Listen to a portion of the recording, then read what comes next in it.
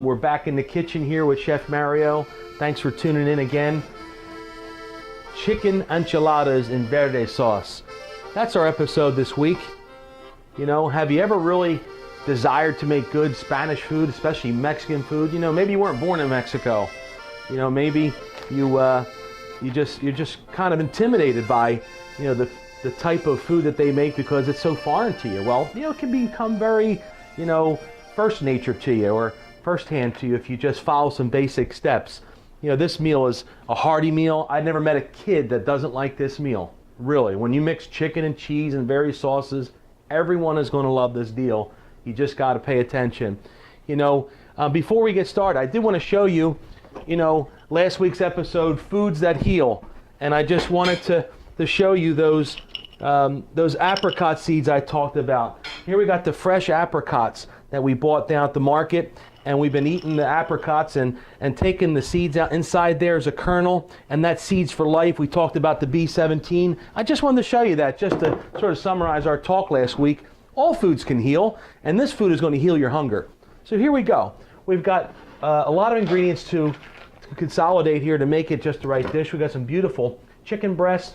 It's actually a leg quarters like, and I really like this for this dish. You know, a lot of people use breast per se, and I just don't think the breast has the flavor. A chicken quarter simmered the right way is going to make the dish happen. I've got paprika. I've got ground cumin. I got some real standard corn tortillas, real cheap, a couple dollars. I mean, this meal is not expensive, but very hearty. I got some 4 blended cheese, Mexican style, some fresh cilantro.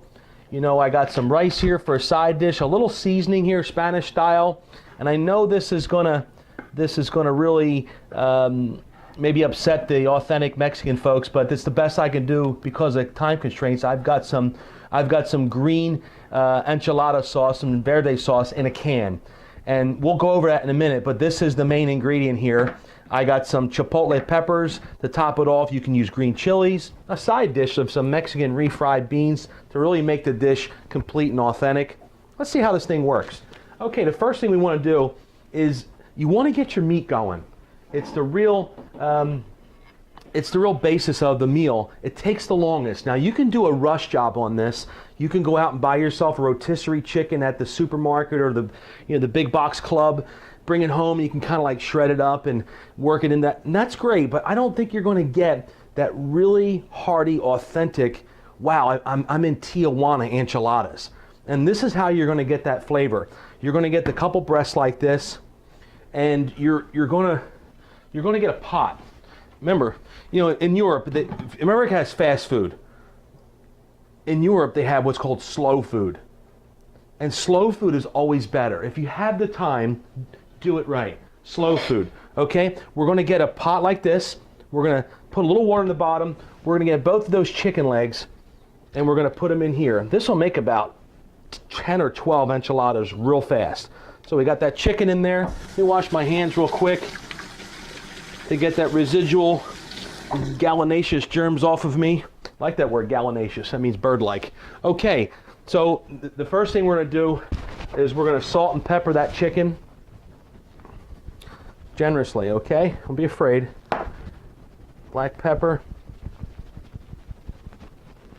We're going to put some ground cumin in there. Real important ingredient in the Mexican cooking. Some paprika, a little on the spicy side. And what I like to do is I like to put a little bit of, I know it's over the top, a little bit of taco seasoning. Like so. And then you can put the lid on it. And then you're going to put it on the stove. And you're going to simmer that little guy as long as you can. This is not a meal you're going to make in a half hour, folks. It's going to be a long one. But if you do it right and you have the time, it's marvelous. So we're going to simmer that, you know, for quite some time. In the meantime, I've taken the liberty to sort of speed up the process, and you know, I've got some chicken already cooking. And believe it or not, it's been cooking quite a while. It's been cooking overnight. And it's been like a little crock scenario in the oven. So, this chicken enchilada thing, where did it come from? Well, it goes way back. I won't give you too much history, but they say it goes back to the ancient Mayan days. And that's quite a long time ago. I'm talking a few thousand years ago.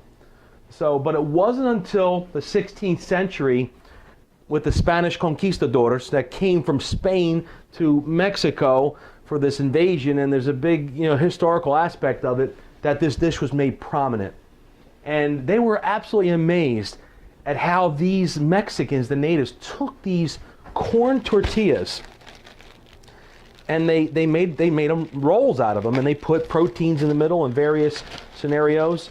And they, originally they made these corn tortillas with fish in them way back 1,000, 2,000 years ago, because it was a lot of fish native in Mexico, especially on the coastline, and that was their main source of protein. They weren't real big on poultry and beef and what have you. A lot of that was brought to by the Europeans in the 1600s, especially cheese. Cheese was not a big component in Mexico until about the 1700s.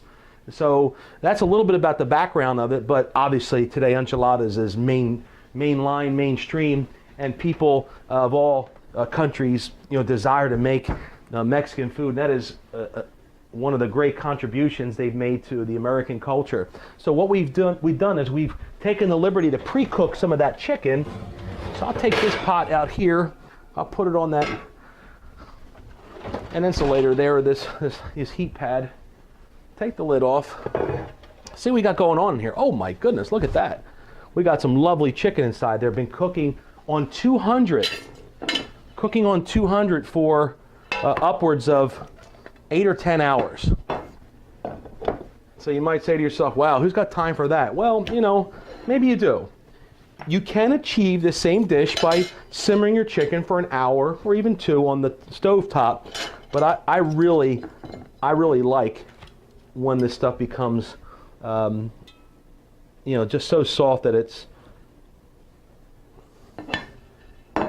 just tenderizes and falls off. So we're going to take a little bit all the skin off, by the way, not a little bit. Take the skin off. You can just probably pull it to the side.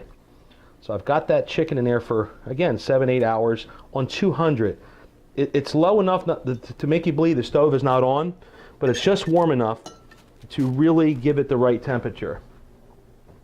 So let me get a spoon here and take one of these chicken legs out. Look at it, literally falls apart. That's the secret. That's where the love is. There's a lot of love in longevity as far as cooking. When you make it fast and you make it with haste, you don't get the right results. Something's either too tough, it's burnt, doesn't have the right seasoning, nothing marinated correctly, and ultimately, because when you bite into those enchiladas, you want them to be so fork tender that it just shreds. So what we'll do is there's a lot involved with this meal in respects to a lot of your dishes and pots, and it can be a little overwhelming if you do it the authentic style, or you can just buy them, frozen, in the supermarket, but you're not going to get that flavor. So we're going to pull that chicken apart. Look at it, the bone just falls out. Look at that. That's what you're looking for, is the meat like that. Try not to get any of that skin in there. That's not very delightful for someone to get skin or some of those tendons and things like that. I don't think you can achieve this as well with the breast meat. There's something about that thigh meat and the leg that does that. There's not a lot of fat in the breast. I do think that's where a lot of the flavor comes. So you want to get your fork and you want to sort of shred it, almost like a pulled pork scenario. You can do all this. Now eventually I'm going to have to get gritty here, and when this chicken cools and we season it correctly, I'm going to be in the rolling fashion. You just can't do that with gloves. So just remember, wash your hands thoroughly. Have consideration for your guests or your family in respects to germs or just general cleanliness. Okay, that chicken meat is right on target. That's the consistency you're looking for. We'll put that aside for a few moments. Right on that plate, we'll bring over our trusty cutting board. I've got to rinse a few things real quick. I know this is sort of mundane or repetitive, but I just want to encourage you to do that, and that's the cilantro. A lot of sand in that cilantro, so you want to rinse it off. Put some water in there. I'm in a little hurry because of the show, but try to get most of the stems out in the first try, and then you can.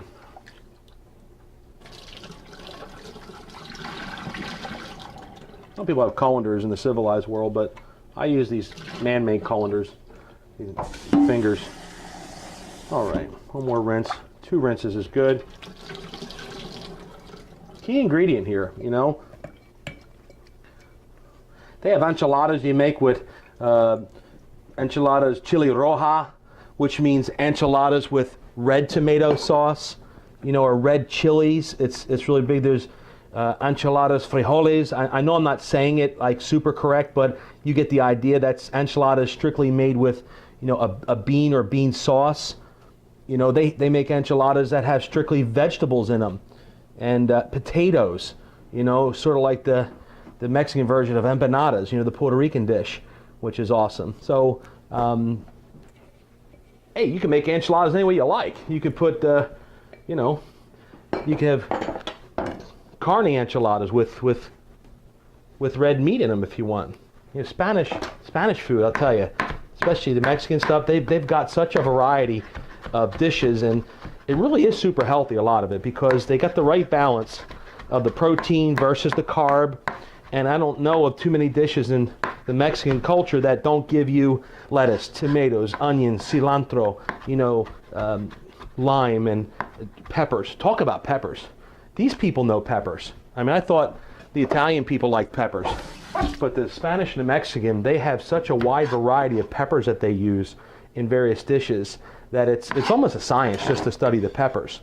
And ultimately, when we get done this dish, we're going to top it with some of those peppers to give it an authenticity. Okay, now we've got our cilantro cut. We're going to open our cheese up. Typically, the cheese is, queso fresco in Spanish. It's like a fresh Mexican cheese. It's okay. I like it, and that's super authentic. I think you get more flavor though from like some of this American, generic stuff that you can buy. In this case, like a bag of cheese that's mixed, four ways.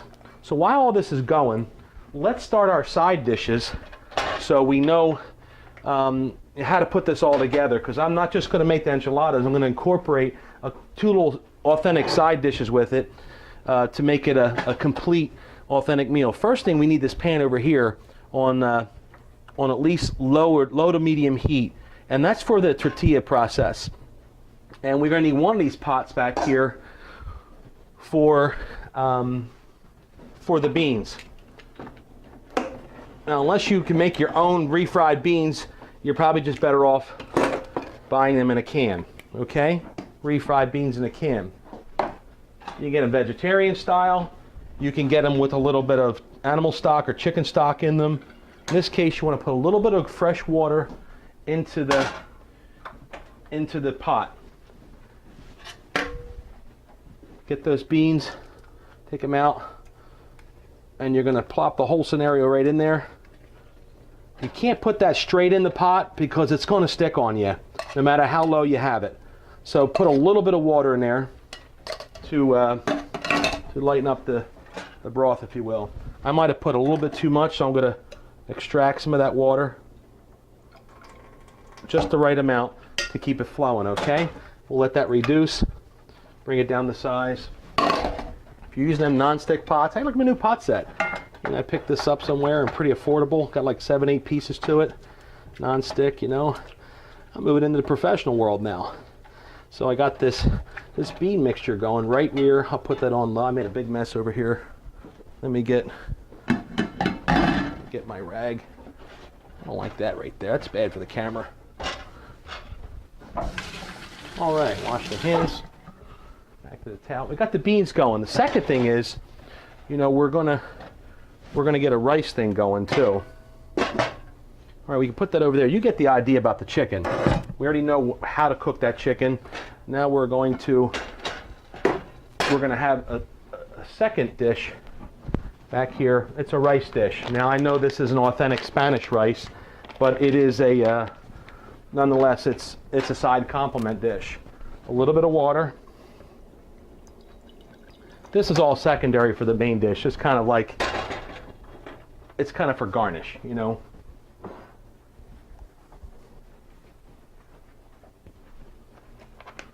It's almost like instant Spanish rice.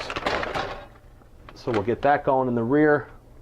You can buy that. I got this at Aldi's for like 99 cents. They got some good stuff at Aldi's, you know. So that's kind of going there. Got the pan for the tortillas. This dish right here. What do we want to do with this? We want to make this our chili, our verde sauce. Excuse me, our green verde sauce. Not too expensive, like $1.89 for green sauce. Now I want to talk about this a little bit. This green sauce. You know, I mean, if you want to take the time to make this, you can do it. And it really consists of, you know, green tomatoes. Hard to get. You might have them in your neighborhood, or it might be the right season for that, or you're growing in the backyard in the summertime. Green tomatoes.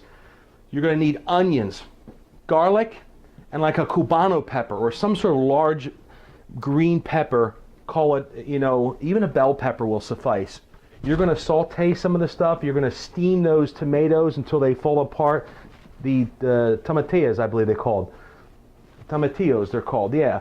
And you want to get those, and they peel them off with this kind of like leafy skin on the outside. That's the one you want. You don't really want the green garden tomatoes. You want the tomatillas. Once you get all that done, you're going to put it in a blender. I'm just going through this real fast. Put it in the blender. You're going to liquefy it. You're going to add some seasoning to it. If you're old school and you got like the pizzeria thing going on with the Italians with the tomatoes, you're going to use one of these Presto jiggers from the 50s. This is neat. This is hard to get. This is another thrift store flea market, you know, opportunity I seized about 6 months ago. And you could put the tomatoes in there, the tomatillas, even the peppers, and you're going to grind. And when you grind that, you're going to get just the right consistency in your pot or your plate. And that's kind of how you make, you know, the verde sauce. So we're going to put the verde sauce right now, right in the pot, and warm it up for us. So when we put it in the oven, we're not dealing with cold verde sauce. You want it warm, okay? So the next scenario is going to be, how do we put these together? Well, you're going to need a nice little bake pan. In this case, you know, I'm going to use this little pot right here, okay? What I want to do is, if I can, is put some of this chicken, just for instructional purposes, in a bowl. And I'll tell you why. You got it in there in a bowl. And we're going to get some of that chicken broth that we had left over. This pot would help.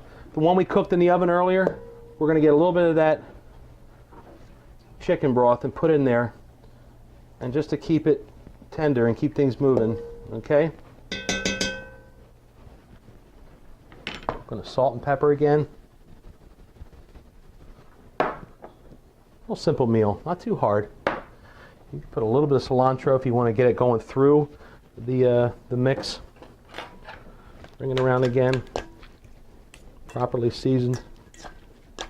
The chicken's cold enough now almost where I can start working with it. All right. So what we want to do is get, big towel there. What we want to do is get these tortillas moving in the right direction.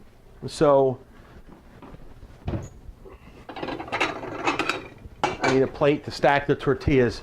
Traditionally, in the Mexican culture, they're going to call for you to put oil in a pan. They're going to call for you to put oil in a pan for the tortillas. I'm going to try to do that without the oil, just so we can be a little healthier. If you try to put the chicken in these tortillas without the heating process, you're going to see what's going to happen, and you're going to be very upset. It's all going to crumble on you. So there's a reason why we just lightly warm them up. Okay? So you want some in the bottom for the non-stick process, okay? Back over here to the drawing board. verde sauce. Got tortillas working pretty good. They're getting quasi crunchy.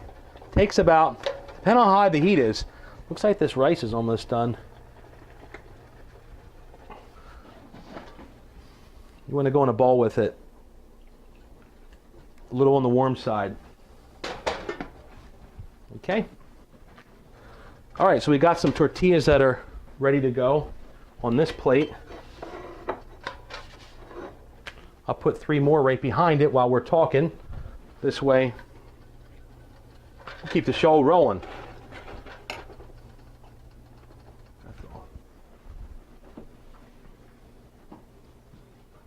It's going to be a little messy, folks, so just bear with me for a second.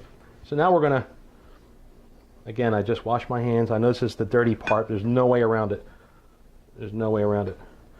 So we're going to get the tortilla, and then you're going to put the chicken in the middle like that. Spread it long ways.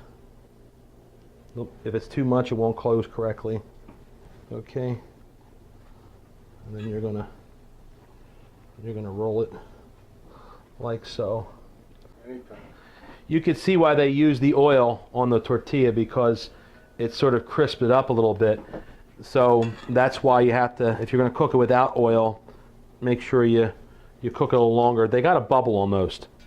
You know, the tortilla has to bubble and be crunchy a little bit in this case. So we got to roll it nice, tuck it in there, right in there, little piggies in a blanket of sorts.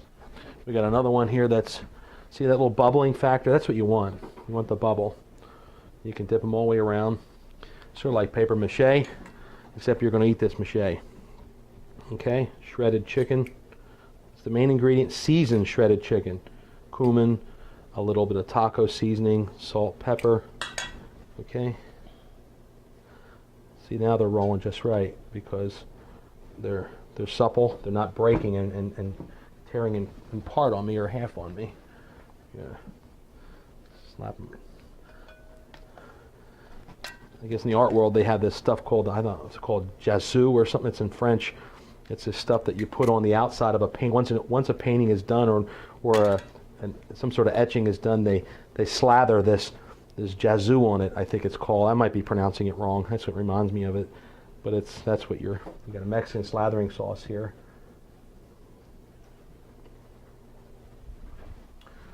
So got a couple that are bubbling up, almost browning here a little bit. That's all right. Nobody's gonna be offended if it's a little on the brown. It's very authentic. Got that rustic tortilla look to it. More chicken. After a while, it becomes like a factory production. Then you get good at it. You know, practice makes perfect, right? Put that in there. Maybe that'll be enough to get our finished product in the oven, so we can realize what it looks like. Add the final mixture, okay? And the final mixture will be, in this case, you want to make the verde sauce. Actually, a little bit of cilantro.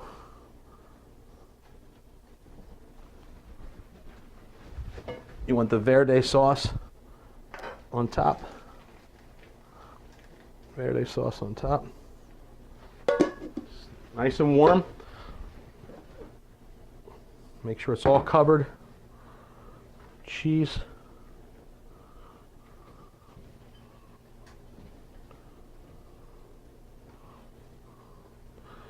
Don't be bashful with the cheese. Right in the oven. No lid necessary. 350. You're going to be in there for 5 or 10 minutes. It's all you need when you're getting ready to plate up to a degree. Let's move this out of the way so we can see the final product. Okay, folks, we're going to plate up the chili enchiladas, verde style, and we're going to pull it out of the oven. It's been in there maybe 15 minutes at 300. So all you're looking to do is melt the cheese and keep it warm. We had hot enchilada sauce already in there. Now the final product. See how these turned out. Oh, it looks so good. Awesome. Right on the plate.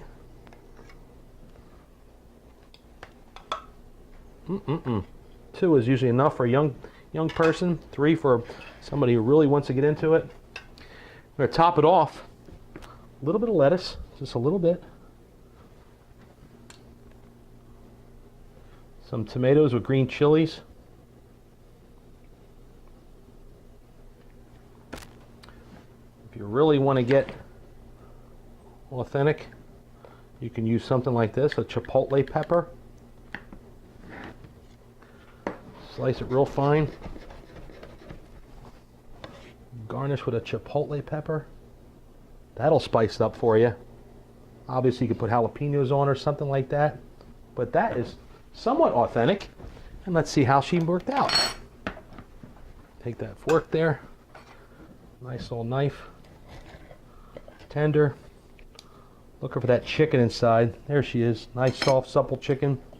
Mixture, a little bit of everything.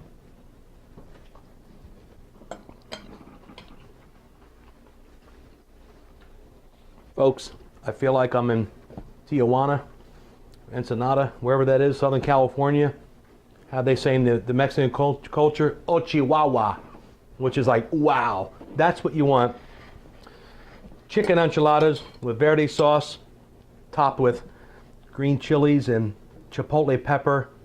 Right here, the Chef Mario's kitchen. Little side dish of some authentic refried beans, Spanish rice. Make the rice any style you want. I'm so glad you tuned in. I hope you enjoyed this episode. I hope you get busy on this dish.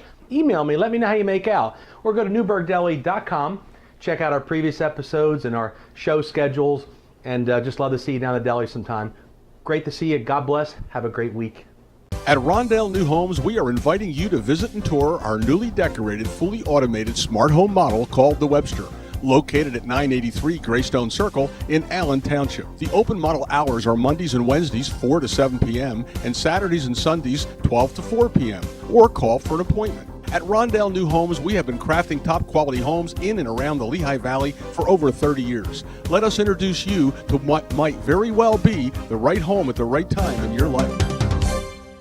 On this segment, we are now joined by Colin, and Colin's going to tell us about a very exciting upcoming idea and program that's coming very soon. Colin, tell us about where we're at, what we're doing, and boy, a lot of things to be excited about. Art, I'm so excited about this new venture that we're going to be doing. It's not making me feel old, it's making me feel young. It's out with the new and in with the old is what we're going to be talking about. We're going to be talking about antiques, collectibles, and antiquities. And what we have is we're going to be focusing on dealers in the Lehigh Valley area and surrounding neighborhoods. Right now, we are at Black Rose Antiques, and we're going to meet a couple very interesting live antiques. No, actually, a couple interesting people that are going to tell us about the stuff that they have. And it is going to be called Stuff a la carte, the show. And that's not about food, that's about antiques and collectibles as such. So that's the word stuff. Okay, so here I am at Black Rose Antiques, and I'm with two live antiques right here.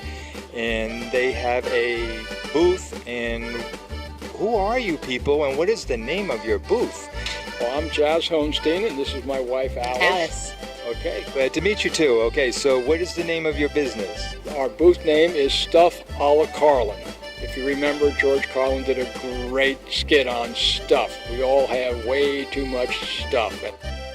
We hope you will join us for an upcoming episode where we are featuring local antiques and collectibles. That's right, you can have your antiques and collectibles featured right here on this program. Don't miss it. Check out the website, stuffalacarte.net.